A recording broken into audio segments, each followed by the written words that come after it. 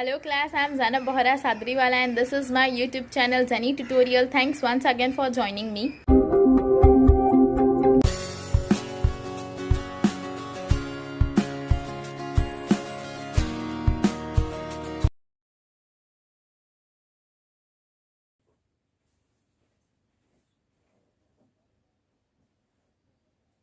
Hello class, I am Zanab Bohra Sadriwala. Welcome to my YouTube channel Zani Tutorial once again and thank you for joining me.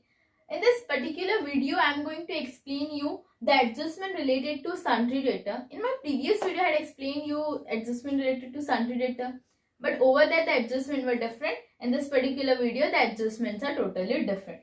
This is related to bills receivable and goods. We will see further कि adjustment है क्या. But sundry debtor I hope it is very clear कि जिसको हमने उधार दिया है, जो पैसे हमें रिकवर होने वाले, वो क्या होता है, हमारा डेटर होता है, जाता है हमारे बैलेंस शीट के असेट साइड में. Now in this particular video यहाँ पे हमारे पास जो सम है उसमें है bills receivable. So what is bills receivable? Bills receivable का मतलब है कि हमने किसी को गुड्स दिया बट पैसे के बदले दैट पर्टिकुलर पर्सन ने हमें क्या दिया हुआ है, एक बिल बना के दिया हुआ है. Bill is a negotiable instrument जहां पे क्या होता है, एक ड्यू डेट लिखी हुई रहती है कि ऑन दैट पर्टिकुलर डेट वो क्या करेगा, हमें वो बिल के बदले हमारे पैसे रिटर्न देगा. सो बिल रिसीवेबल मतलब पैसे जो मिलने वाले हैं हमें. So that is bills receivable. हमें मिलेंगे पैसे. बिल्स पेबल होता है जब हमें किसी को क्या करना होता है, पेमेंट करना बाकी होता है. So that bills payable goes on the liability side. Bills receivable जाता है असेट के साइड में. जैसे हमारे डेटर है वैसे ही होता है हमारे लिए बिल्स रिसीवेबल. ठीक है, तो यहाँ पे जो मैंने कंसेप्ट बताया है over here, this is again not a sum, just an example to help you out to understand the adjustment and help you out to explain you the logic, और तुम्हें पता चले कि एग्जैक्टली एडजस्टमेंट को करना कैसे.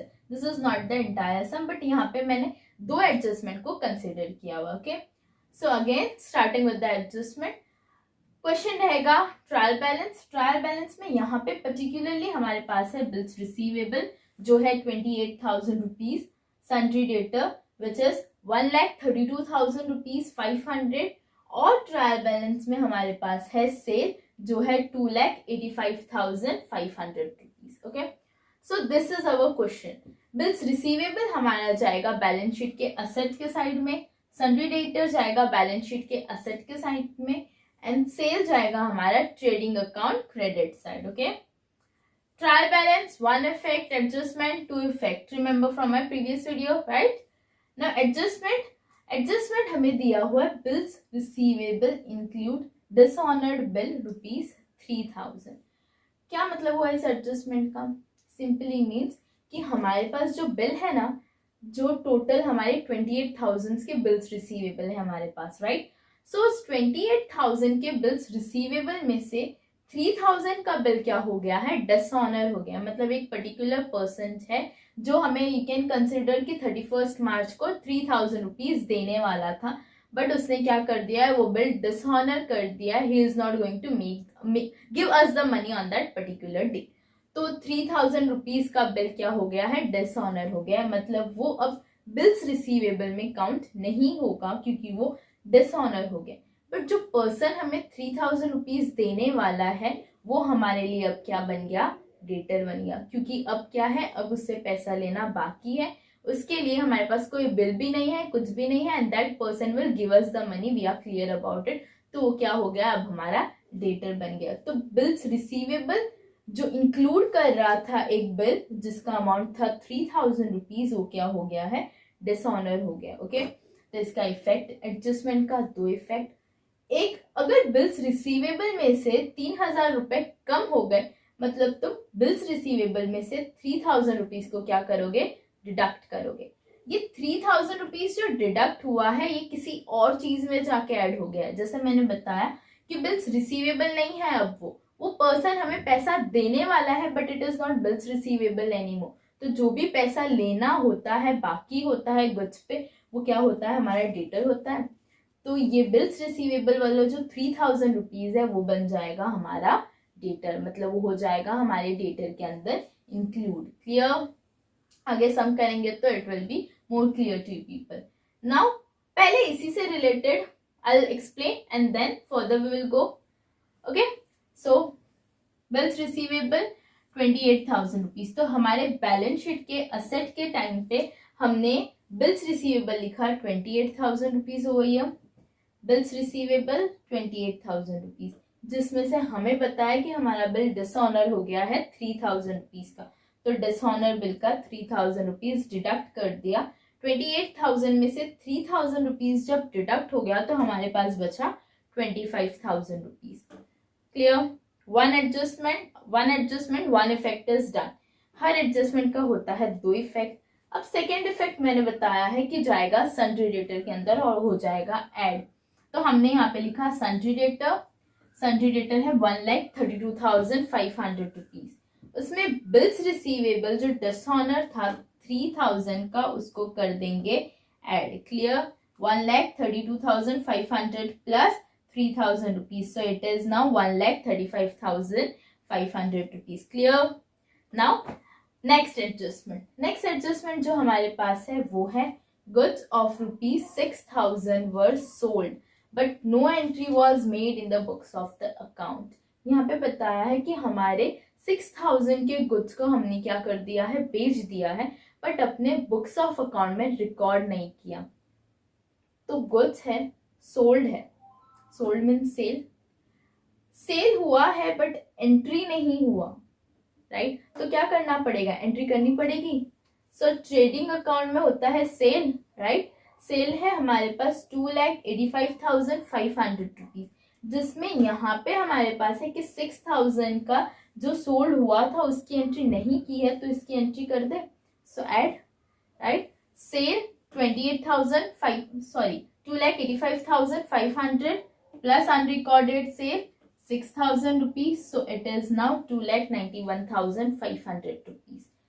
Every adjustment have two effect. एक तो हो गया सेल के अंदर ऐड, जहां पे हमने क्लियरली मेंशन कर दिया it is unrecorded sale. Now next effect क्या होगा इसका? सो गुड किसी को बेचा है, पैसे मिले नहीं है, राइट? जब हम गुड्स किसी को बेचते हैं और हमें पैसे नहीं मिलते तो वो हो जाता है हमारा डेटर। क्लियर?